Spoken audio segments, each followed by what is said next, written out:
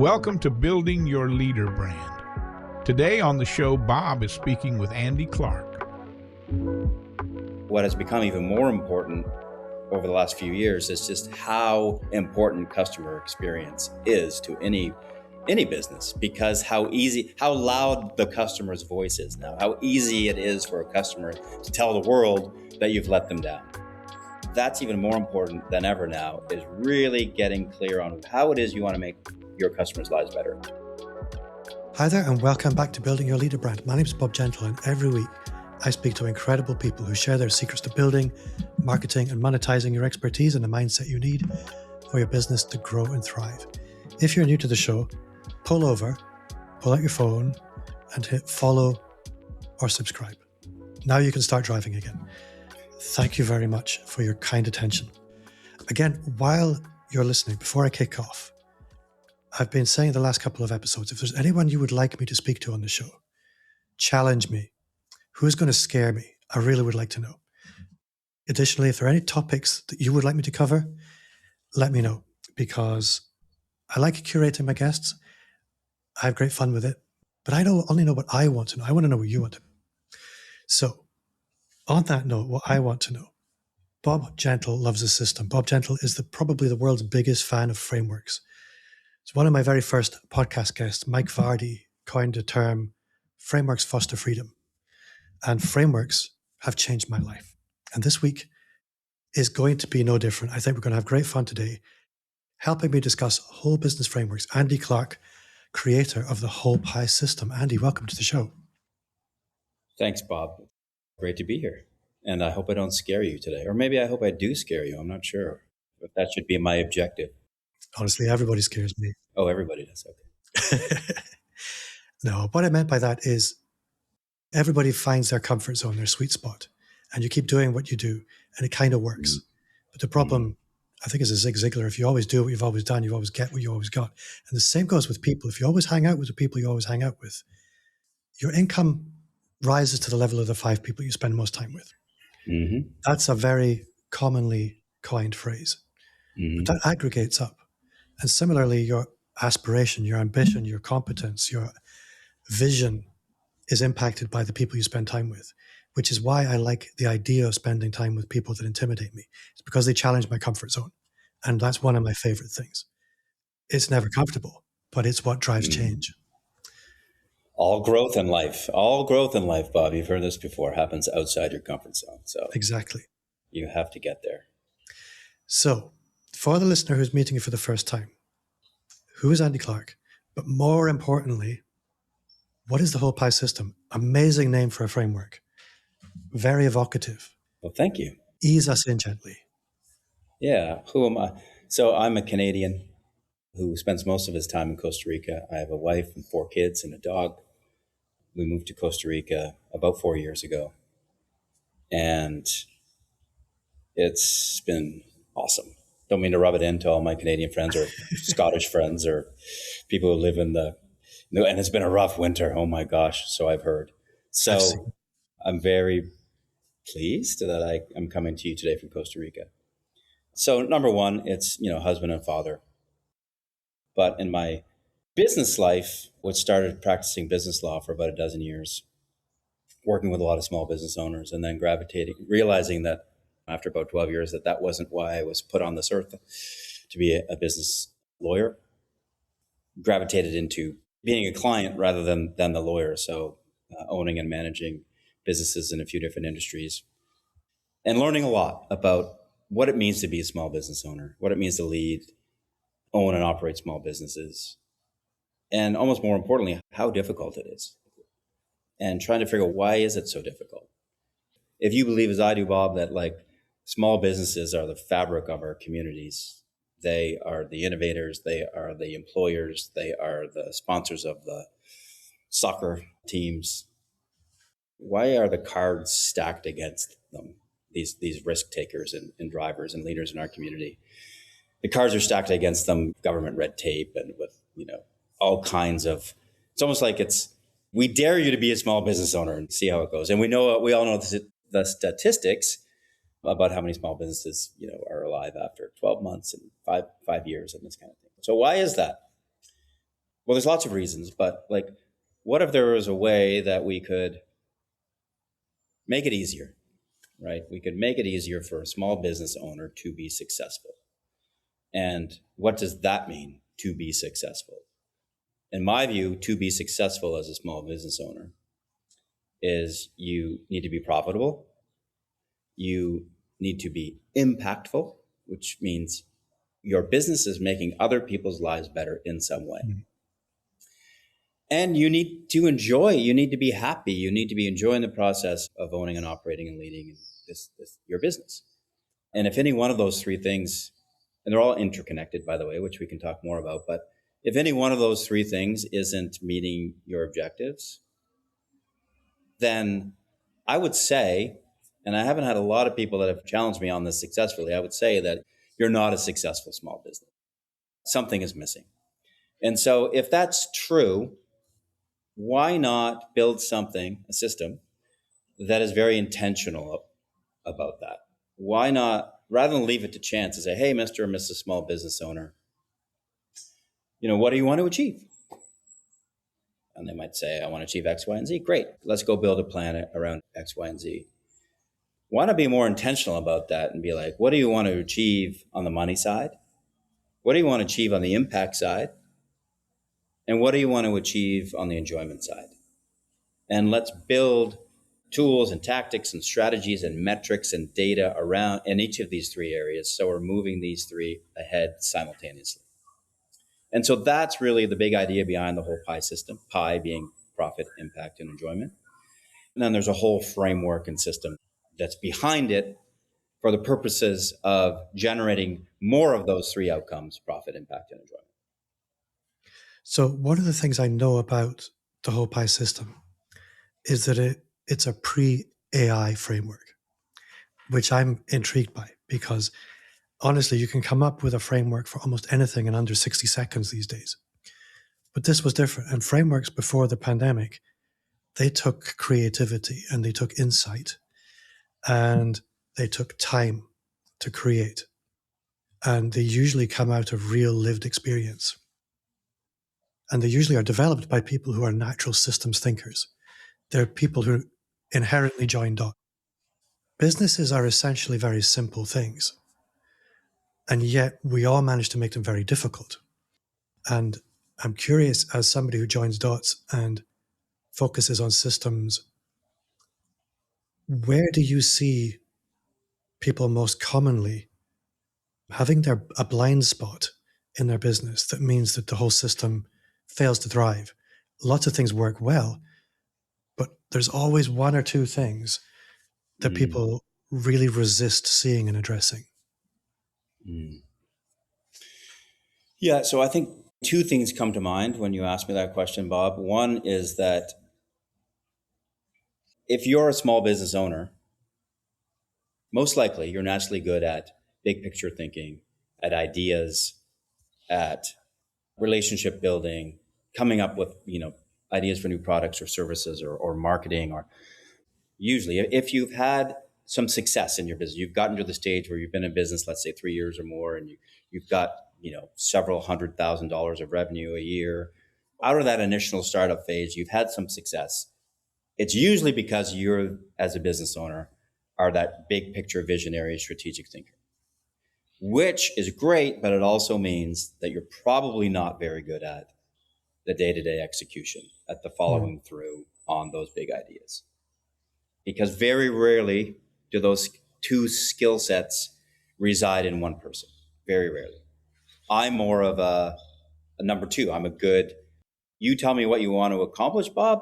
I'm very good at breaking that down and making the game plan to accomplish it. My wife is just the opposite. She's big picture. She's also a business owner, big picture thinker. And she would say, if she was sitting right here, I would say it in front of her, she would admit she's terrible. She's terrible at follow through, at day-to-day execution, organization, all that stuff. So when you ask me, like, where does it fall down a little bit? It's because what has made you successful as a business owner, when you get to a certain stage, it's also what's going to hold you back. Unless you have either somebody else in your business that's their sole job, or you have a structure, a system, a framework, like the whole PIE system. So that's kind of the first thing that came to mind. And the second thing that came to mind is kind of similar, but a little bit different, is usually business owners are either really good at words or they're really good at numbers. Meaning they're really good at making a strategy. Let's accomplish this and that and the other thing, and let's go do this and have this marketing plan and blah, blah, blah. But they're not very good at figuring out what the numbers are, the metrics that they need to focus on to make sure that they're on track to achieving those goals. Or they're good at numbers, but they have a difficult time, translating that into forward progress by leading their team and that sort of thing. So those are two areas that come to mind when you ask me that question. So the impact side of things, I think a lot of people might look at that as a luxury. And I think you mentioned impact with your clients, impact more widely in your community or commercial ecosystem. I guess there's two mindsets here. One is, and this really upsets me when I see it, but my business exists to separate other people from their money. That is a mindset that exists. But it's actually not the majority. The majority of people who go into business have a service mindset. And within that impact strand, a lot of people miss a tremendous amount of opportunity to move from simply delivering their service to delivering something that's an experience. Within your framework, do you have specific tools that allow you to move from transactional to tremendous? I like that. I made it up just now. That. Did you? Was that an audible? That's impressive. That was good. So I'll talk a little bit about impact kind of generally, and then we can maybe talk about the tool, or maybe even better, a specific example about how, one business that I worked with honed in on impact and it really made a huge difference. So impact, like I said, you're making other people's lives better. Typically, those other people fall into the buckets of customers, your employees, and your community at large. And it's up to the business owner and the leadership team, if there is one in place, to decide what that is for them. Where do they want to focus on their impact?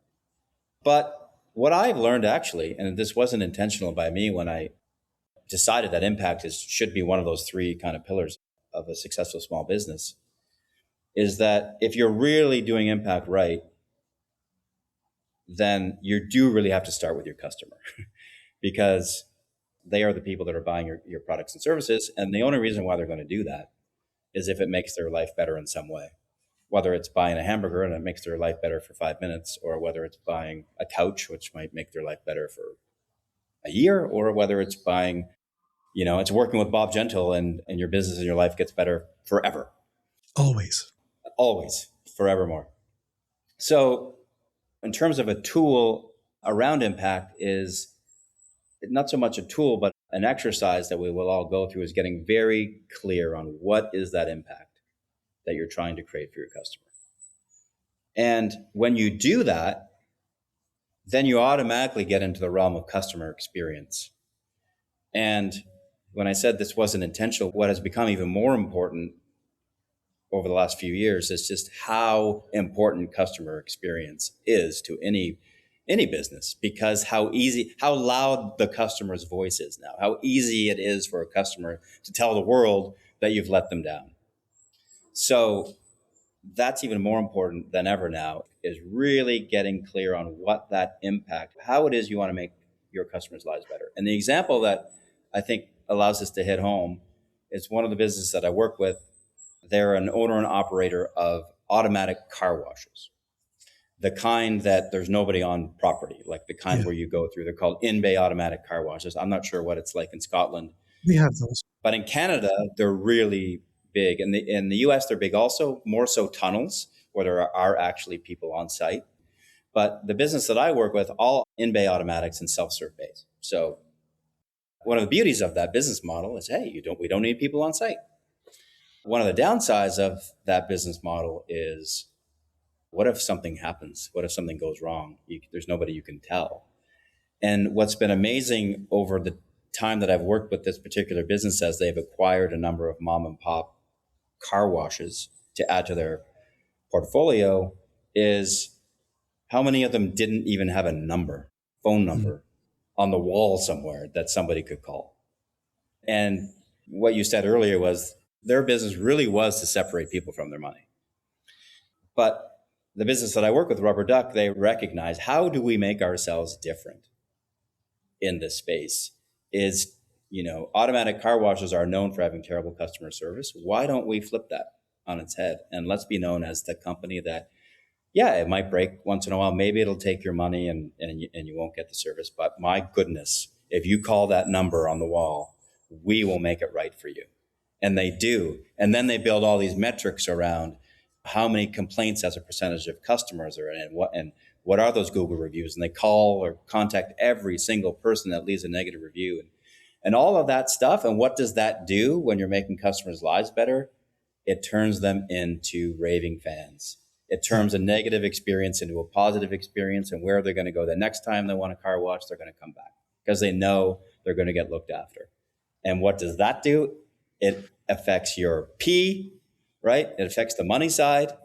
And interestingly, if you know you're doing right by your customer, that, we're human, as you mentioned, and that makes you feel good. That makes you enjoy the business a whole lot more, which was the interesting takeaway. Is that's why I is in the middle of the P and the E. It's almost like it's the connector. It's the bridge between the two in many ways. I think every business owner will identify that when your customers are genuinely happy, there isn't a time really when you are happier. I don't think there are many business owners who resent happy customers. As you were speaking, I was also thinking about what is it that drives profit in a business. Sales are great, but if your retention is poor, you're just fighting hard to stand still. But if you have a good customer experience and you have retention, you use the same amount of sales, but now you have profit. Retention is outrageously underrated. And yeah, I think that's really powerful. The other thing that you were saying there was turning a negative experience into a positive experience. One of the things I've been paying attention to quite a lot recently is assumption. That people take an impression of us that we have zero control over. But if we know that is going to happen, what can we use to shape those assumptions? They're going to make assumptions. So we can set the direction of travel with those assumptions with clear signaling. And that simple thing of we will find out what happened and try and make it right. There's a cascade effect through the whole business that's how they do things. It's much greater than the sum of its parts, which is, again, it's a very simple thing, but simple things are often not easy and they're so easy to underestimate. And that's why the simple things are often the point of difference and the competitive advantage. Do you like sports, Bob? I would not ever call myself a raving sports fan. I'm more of a nerd and science fiction fan, but I'll go with sports. I know what sports are. You go sports. This is what I appreciate. One of the things that I get back from people, when I'm meet lots of new people in Costa Rica. Hi, Andy, what is it that you do? Right? And, I don't know how you find it, Bob, but like when you're consultant, coach, advisor, strategist, whatever the right word is for a small business owner, it's not always easy to articulate. Like, what is it exactly that I'm going to buy from you, Mr. Andy, right? And so I've given a lot of thought to this. And where I've landed, for those that know sports, or maybe even movies, is on this. So have you seen Moneyball or heard of Moneyball, which is the movie about the baseball team? So there's a Brad Pitt stars in this movie. It's called Moneyball. And he plays the general manager of the Oakland A's, which is a baseball team. And at this point in time in the evolution of the Oakland A's, their ownership didn't want to compete with the New York Yankees or the Los Angeles Dodgers in terms of payroll. It's just like, we want to be as competitive as we can, but we're not going to go out and buy the best players. So what happened is that they needed to figure out a different way to compete. And this is the early days of analytics in sports. And what they found out is that the metrics that most, up until that point, baseball teams were focusing on weren't the right metrics. They were focusing on batting average. So how often you hit the ball versus on base percentage, which is how often you get on base, whether that's by hitting or getting a walk or whatever. And with that one change in metric, they changed their whole team. They got rid of guys that were high priced and they hit a few home runs, but they didn't get on base very often. And they brought in all these guys who didn't hit a lot of home runs necessarily, but they got on base often and they started winning. Another example is in basketball. There is the Golden State Warriors. Have you heard like Steph Curry? I don't know if you follow basketball, but they had a dynasty about 10 years ago. And that followed different metrics. Once again, once the NBA brought in a 3-point shot that's further away from the basket than the regular 2-point shot, they were the first ones to realize, well, you know what the difference is between 3 points and 2 points is? It's 50%.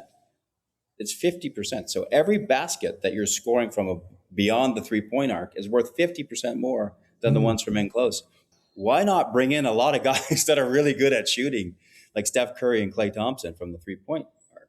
And that spread out the floor because they had these really good shooters. The defense had to come out, and then the 2-point baskets became easier.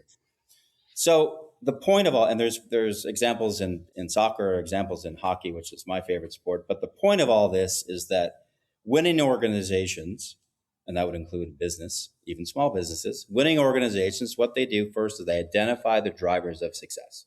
They identify, like for their industry, for their business, what are the key drivers of success? And then they build their people and their systems around that. That's what I do. That's what the system does for a small business owner. Does that make sense? It makes perfect sense. And I'm extrapolating very selfishly what this means for me. If you were to take the average advisor, consultant, somebody in the expert space, even yourself, I guess this is actually the core question. When you're looking in a mirror, what are the key performance indicators or the metrics that you look at in terms of your business? A lot of what I would call leading indicators, right? To use business jargon, which I try to stay away from. But, it's easy to say, okay, how much revenue came in? How many clients did I get? How many engagements did I sign? So those are all great and they're necessary. You want to track those and you want to set, goals and metrics around those. They're very much end of the line. They're trailing indicators. And so it's really important to focus on, well, what are the things that I can control that will lead to more client engagements, to more money at the end of the day, and to greater impact. The more clients I work with, the more businesses that I work with, I can not only, I think in my crazy little mind, that I can not only impact the business owner, but all the employees and the families and all of that stuff, right? Like, that's kind of neat. So then what's on the front end? So why am I here today talking to you, Bob? I want to get my story out. Why did I write the book? I wanted to get the story out in as many hands as possible so that you don't have to come and hire Andy Clark. You can kind of try the pants on before you buy them, as one of my clients says. And so it's, number of podcasts I'm on, how active am I on LinkedIn, and then you have your whole sales funnel. So you want to set some goals around that. And, how many initial calls am I having? How many follow-up calls am I having? So those are the kind of metrics that I focus on. And then on the impact side, there's feedback, customer feedback. There is, actually tracking how well the customer is doing on their end in terms of the P and the I and the E after working with me. So we track that. And then on the enjoyment side, one of the things that I do is I actually I learned this from somebody else, but I keep a daily, I call it a bullet journal, but I actually rate my day every single day. I've been doing this for about 6 years, on a certain scale that will tell me today was a good day, today was less of a good day. And then I can actually go back and see like, what are the things, like I can actually mine that data to see what are the things that make it a good day versus not such a good day. So lots of things. There are lots of things that you can do to measure the outcome, not only on those traditional financial metrics, but also on what can seem initially, and a lot of clients have a little bit of trouble with this at the outset, is how do we quantify impact? How do we quantify enjoyment? There are ways, believe me, to do that. I think once you give yourself permission to quantify them, they're probably quite easy. And again, on the topic of permission, I am wondering with a lot of those early, I can never remember what's the difference between a leading and a lagging activity. Leading is at the front end and lagging is at the leading then. So these things that, for example, going on a podcast or writing a book, a lot of business owners, they built their business because they're kind of good at what they do, and that a modest sized network that acknowledged that and reciprocated with some opportunity. But that very quickly hits the limits of nature. And at that point, we need to start building systems and doing specific things to see specific results. But for a lot of business owners, they'll look at these leading indicators and think, that looks like busy work. I'm far too busy to do those things. Not appreciating what comes out the other end, that these are the things that drive. There's a disconnect there. How do you help people through that? Or do you actually find the people who come to you already are ready for that? So the question is, how do we get people invested and seeing the benefit of spending the time on leading indicators? Yeah, when there isn't a clear ROI, where it's very much delayed gratification. You have to invest in the system for a while before it comes out the other end. Yeah. Truthfully, that hasn't been an issue. You know, once people understand that, like, for example, I ran an accounting firm, actually, for about 4 years after my legal days. And accounting firms are wonderful, great, necessary business in the world. But generally, what an accounting firm is going to do to you is they're going to tell you what happened in your business anywhere from 12 to 18 months ago. Yeah. Tell me about it. What value is that to you? Like, you know, you have to file your tax return, and yeah, it's great, I guess, to know what those numbers were 12 to 18 months ago, but it doesn't really help you today.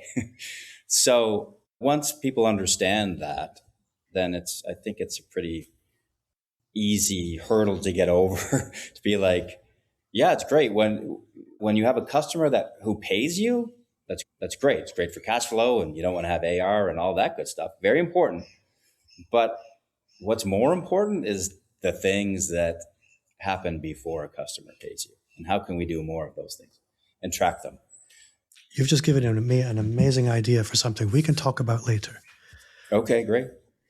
But I think you're right, because having run an accountancy firm, everybody recognizes, anybody that's ever been through a couple of years of taxes, sitting in your accountant's office, and they say, you had a wonderful year, you made a great profit. Where is this profit? I'd like to speak to him. Oh, no, it's not that kind of profit. What kind of other profit is there? I need some money, please. Oh, no, there's no money. You've had that conversation a few times. You'll be ready to listen to, these are the things you need to do in order to see the change, but you will never get that from your accountant. You might get how to be more productive with your money, but they're never going to tell you, this is what you need to build a better business. And that's very much a gap. And the difference between profit and cash flow is also one that business owners need to understand as well. Yes. You know, and by the way, frameworks are frameworks for a reason. You know, you need to build a nice, memorable framework. When I say profit, it's because P&I-E, it spells pie like it. But when I say profit, it's basically the financial aspect of your business. So it includes profit, it includes cash flow, it includes, you know, anything to do with money coming in and out of your business. That's what that means, not technically profit from an accounting sense. From my perspective, profit is the whole pie. It's the profit aspect, the impact, and the enjoyment. If you have all of those things, your business is bringing you value. That's genuine profit. Well said. I'm interested to know, obviously we've got the book, and then there's working with somebody like you. If somebody picks up the book, what can they expect from it in terms of being able to do something from it? Thank you for asking that question, because that's really the question that I had in my mind when I was writing it. Was because there, as we talked earlier, there's a lot, I forget if it was before we hit record or not, but we talked earlier about, you know, there's lots of other models and frameworks and business minds that are out there, one of the gaps that I saw was how easy could it be for a busy business owner to pick up this book and to benefit from it? And so that's why it's laid out step by step by step by step. Exercise 1, exercise 2, exercise 3, exercise 4. There's no room for what should I do next? It's very one step follows the next, follows the next, follows the next. Now, will that resonate with everybody? Probably not. But for those people who want to maximize their time and know that they don't really have to think about, okay, I read this book, now what? The experience of this book will be just the opposite. They will know, there will be no question in anybody's mind who reads this book, where do they start and where do they finish? So that's number one. And then I guess number two, in terms of a differentiator, is, so I think this is easier to implement for a business owner on their own versus some of the other models that are out there. And then secondly, if a business owner chooses to, have guided implementation, i.e. work with Andy Clark to get that extra accountability, insight, work with the person who actually created the thing, who knows the most about it. Momentum. That's my model is built for the small business, recognizing the constraints of small businesses in terms of how much they have to invest in external consultants. EOS is a great model. Traction is a great book. But I know from experience, it's priced out of the range of a lot of small businesses that, yes, they would love to bring in this person, but just their model with franchise fees and all of the stuff that they have beneath that model, it puts it out of range for a lot of small businesses. So that's what I've been really trying to conscious about as well. And I guess as a third thing is, one of the ways that I help businesses is in a group format, which I don't think exists in most, if not all, of the other kind of models that someone might be looking at. And I think that actually adds, you can work one-on-one to have that bespoke experience, but you can also work as part of a group, which requires less of an investment. And in many ways, not always, but many ways, that learning from the other business owners around the group that are all going through this process together, there's a lot of value there as well. Yeah, I absolutely agree. And I think for me, it comes to the impact piece as well, that accessibility and availability for me is really important. I don't want anybody to feel like they can't access working with me in some way just because of money. And a group format gives you a way to be very accessible without feeling like you're compromising all the time. And correct. So what does a dream client look like for you? Oh, I have some, thankfully. And I have to tell you, I'm so grateful for the opportunity to work with some of the wonderful business owners and leadership teams that I work with. I think that what makes it most valuable, what's a dream client, is just that reciprocal respect that we develop. They recognize the value that I bring to their business. And I work with business in a lot of different ways. Sometimes it's just implementation. Sometimes I work with them quarterly, annually, sometimes weekly. It just kind of depends how it all evolves. But a client who recognizes the value in the system. And luckily, it's pretty easy for them to recognize that value, because it doesn't take too long for some of these changes to start showing up in increased profit, increased impact, increased enjoyment. So, but in terms of, like, a lot of people ask me, like, well, what industries you like working with the best? And I love the opportunity to peek under the hood of all kinds of different industries, because, as I said before, I get to learn a lot about different industries because the framework is industry agnostic. Best business practices in this framework, like, they run across industries. And so I've worked with, it says that I list them all in the book, like the 30 different industries that I've worked in, which is crazy when you think about it. I've worked with goat farmers. I've worked with car washes. I've worked with, oh my gosh, consulting firms, marketing agencies, human resource consultants, accounting firms, landscaping company. Like, it's great. Yeah, I think you're a lot like me, and I've worked with business owners exclusively for almost my entire adult life, if not my entire adult life, because I probably matured late. And when you've done that enough, you realize every business owner thinks they're unique, but every business has essentially the same simple raw ingredients. And their customers are different, their products are different, their experiences are different. And that's generally what you're working with. And the machine itself is universally simple. Yeah. I learned this in my legal days, Bob, is that everybody likes to pigeonhole themselves, not pigeonhole, but maybe label themselves, and maybe they think it gives them an advantage. Like, I'm a mining lawyer, or I'm a financial services lawyer, or I'm a whatever intellectual property lawyer. Now, within those disciplines, there are specific pieces of legislation that are specific to those industries. But the base of commercial law is the same. For contract law applies to all of those industries, and dispute resolution applies to all those industries. And so it's quite similar when you're looking at advising small businesses, is that yes, of course, every industry and every business is a little bit different and a little bit nuanced. And that's where the advising comes in. There's that value add there. But you can go a long way with just the basics, quote unquote, of business best practices that are nicely put together in a framework like the whole pie system. Yeah, there are nuances, but the universal laws pretty much always apply. So the book 4 years ago, and also over that 4 years, things have changed quite a lot for you. I'm really interested to know, what did the book change? And obviously lots of things have changed for the better, but I'm also curious to know, within your business now, what do you struggle with? Because talking about competency and things is wonderful, but it's actually often as instructive to find out what somebody's maybe resisting or resenting or avoiding. Yeah. Or just doing and not really feel like they're thriving.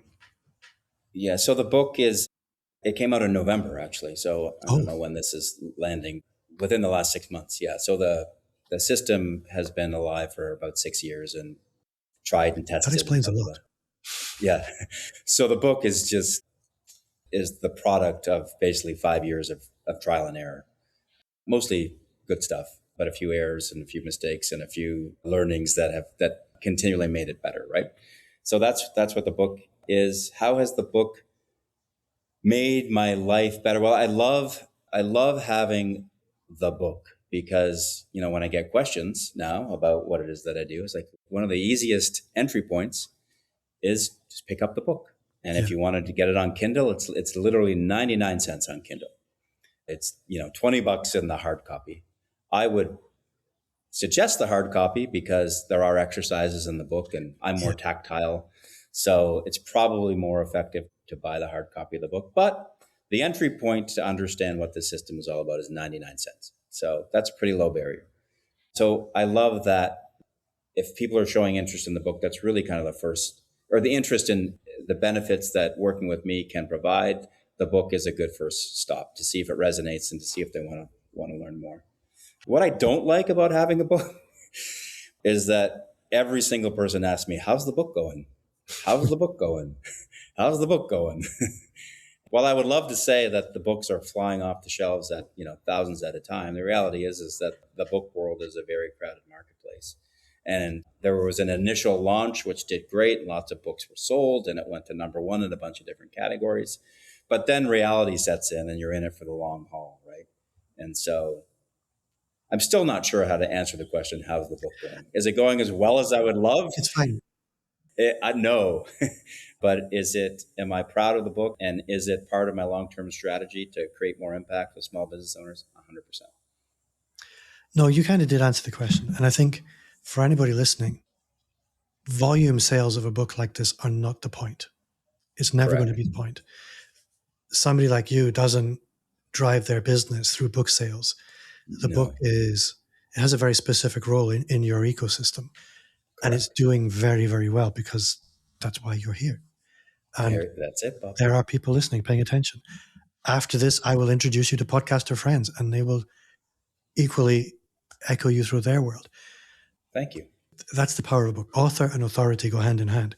Once you've got the book, it adds credibility, it adds weight, it adds legitimacy. Whether or not people read the book, it has an impact on them. So it's a very important move, and it just adds weight to framework and the impact. So let's get into part 2.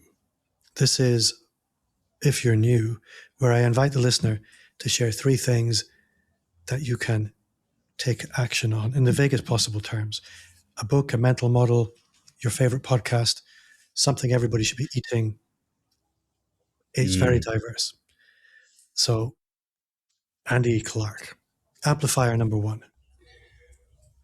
Amplifier number 1 is, if you're a small business owner listening, self-awareness is important. And when I say self-awareness in this context, it's self-awareness as it relates to your business. And so one of the amplifiers that I would recommend, if what I'm saying is resonating with you, is to go and do a 10-minute health check on your business called the Whole Pie Health Check. And it's basically an assessment of how you rate in terms of 25 different best practices of running a small business. And the goal of the exercise is not to get 100%. The goal of the exercise is to be honest in terms of self-evaluation. And it will tell you where you're strong and where you might be a little bit weak. And you probably, as a business owner, already, have a general sense of where you're wrong or where you're weak. But almost everybody who takes the assessment learns something new. So you can find that on the website at thewholepiesystem.com. There's a button that says take the assessment. It's called the Whole Pie Health Check. I'll put a link in the show notes. So if you're listening, go look at the show notes. You can take the assessment while we go into amplifier number 2. Amplifier number 2 is what I call the stop doing list. Ooh. The stop doing list. So you're a business owner. You are busy. Your to-do list, I'm sure, in every given day or most given days is longer than the things that you scratch off that list. It's kind of just the nature of being human almost these days, but particularly as a busy small business owner. But I can guarantee you there are things that you're doing on a day-to-day basis that you do not need to be doing to move your life forward and your business forward meaningfully. Again, because you're human. I'm the same way. Bob, you're the same way. We get into these habits. We do things because we've always done them. So I challenge you to do the stop doing exercise. It's the first exercise in the book. And actually, I think if you go on Amazon and you don't even want to buy the book, you can get access to the stop doing list just in the what do you call it? Preview. Like the sample, the preview, the preview. And if by chance you can't get it and you want to do the exercise, it'll be in the show notes, I'm sure. It's only 99 cents. You can send me an email and I'll send you the exercise. And even if you don't want to do that, all you need to do is just take stock. And it does require some effort and some consciousness to take stock of what is it that you're doing in the run of a week, inside your business and outside your business. Write it down without judgment, where you're spending your time, and then reflecting after the week and identifying 2 to 3 hours worth of activities that you could stop doing, you could delegate, you could minimize, you could defer, you could figure out a way to free up that time. And the reason why it's the first exercise in the book is because I want to get over that hurdle of, oh shit, I already am too busy. I don't have time to do this stuff. Yeah. So the first thing we need to do is to clear out some space. Where I come from in Eastern Canada, Bob, there's an expression of trying to stuff 20 pounds of potatoes in a 10-pound bag. And that's what a lot of business owners, I think, feel like their days and weeks and months are. They're trying to stuff 20 pounds of potatoes in a 10-pound bag. So we want to clear some of those potatoes out. So you get down to maybe 15 pounds of potatoes in the 10-pound bag rather than 20. It's a great exercise, and I'm sure that you will come up with 2 to 3 hours of time that you can find in your week that you can reinvest into meaningful things. I love this. I mean, I'm pretty ruthless with pruning, but I'm reflecting even now. There's a lot that I could do. I think one of the things, I don't know how many interviews this is now. It's well over 350. One of the consistent themes is that abundance never comes through complexity. It always comes through simplicity. And the most successful, happiest, wealthiest people I meet always have the simplest, I'm going to say businesses, but always roles. And they really focus on simplicity. Simplicity is really a key success driver. And you will never get where you want to go by simply adding things, ever. That's Love it. a very valuable amplifier. Amplifier number 3.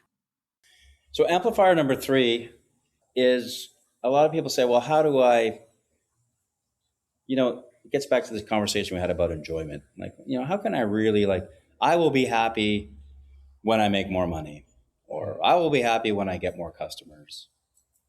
But at a really simple, and we're getting back to simplicity, at a really simple level, when you think about it, there is something, and probably lots of somethings in your business that frustrate you.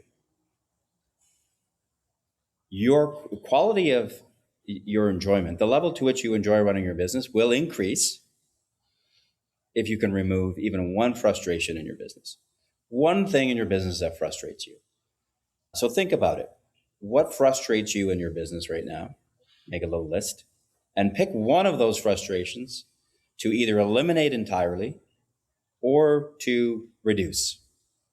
So, for example, you have that one person on your team and they're driving you crazy, or they're driving the team crazy, and they've got to go, but you're delaying that decision. You're trying to see the bright side. But every day that person is in your business is a day that you are preventing them from going and finding where they really should be. And they're not only driving you crazy, but they're also probably driving the rest of your team crazy. And you risk losing some of your A players to try to allow a B or C player to remain on your team. So that's just one example. That might be a bit of a dramatic example. There could be lesser things like, I hate going on podcasts. So I'm just going to, they frustrate me because I have to talk to people like Bob Gentle and he asks me hard questions. So I'm going to stop going on podcasts. So that one's a bit silly, but there's definitely a frustration in your business that you could literally solve this week. And as a result, you will be happier and you'll enjoy your business more. So what is it for you? That's fascinating listening to that, because I often think in terms of friction in a business. Where are we experiencing friction? But it's very mechanical. It's very transactional. Frustration elevates it to emotion. It elevates it to enjoyment. And if I reflect on my business from the frustration, I'm seeing completely different things. It's like I've put on a new pair of glasses and I'm seeing things. Do you remember this movie from the 70s or 80s called They Live? No. Never mind. Anybody who's seen it will know what I'm talking about. It's like you put on these glasses and suddenly you see all these things around you that weren't there before. That's kind of what I'm experiencing with looking at things from the frustration lens rather than the friction lens. And yeah, I can imagine I might make some decisions differently based on frustration than I would from friction. Friction I would fix. Friction I might systematize. But the frustration will still be there. Just because it might add a little bit of value to somebody else, it's really diminishing my experience of running the business. So maybe there's another way I can add value that means I can eliminate that. Fascinating. Love it. I've had a lot of fun. This has been really good. We must speak again. If people want to get closer to you, they want to find out more about Andy Clark, what's the best place to do that? Where do you like hanging out online? I'm LinkedIn. That's it. I'm on LinkedIn. Find me there. That's where I post my stuff. And I'm a LinkedIner who I probably don't even know how to use it properly. Like this week I posted about one of my kids did something great. So I put that on there. My other kid did something great. So I probably use LinkedIn like it's Facebook, but that's where I hang out. And then you can find me at thewholepiesystem.com. Yeah, find me there. Book a consultation, send me an email, do whatever. That's where you'll find me. And then the book, of course, Getting the Whole Pie, is on Amazon. Well, I have ordered it. It hasn't arrived yet. My research arc for my guest is fairly limited. So I don't spend weeks researching. It really began today. But I'm very enthusiastic about your book, and I really hope it does well. Thank you, Bob. That does bring us to the end of another episode. Andy, you have been awesome. And you at home for listening are also awesome. Thank you very much for being there. If you've enjoyed this, then I would invite you to leave a 5-star review. Count them like the fingers on your hand, 5, wherever you listen to podcasts. And again, if you've enjoyed this, you will love the Personal Brand Business Roadmap. Everything you need to start, scale, or fix your expert business 100% free as a gift from me. Just visit the link in the show notes or amplifyme.agency/roadmap. Again, scare me with your guest recommendations. I'm open. Like Andy, LinkedIn is where I'm at home. Just search Bob Gentle. There's probably only one. I haven't checked. Actually, Andy, you know the other Bob Gentle I used to compete with in Google was the guy who did all the backdrops for Scooby-Doo. That's tough. That's tough to compete with Scooby-Doo. Well, I beat him now. Andy, thank you very much for your time. You've been great. My pleasure, Bob. Thank you.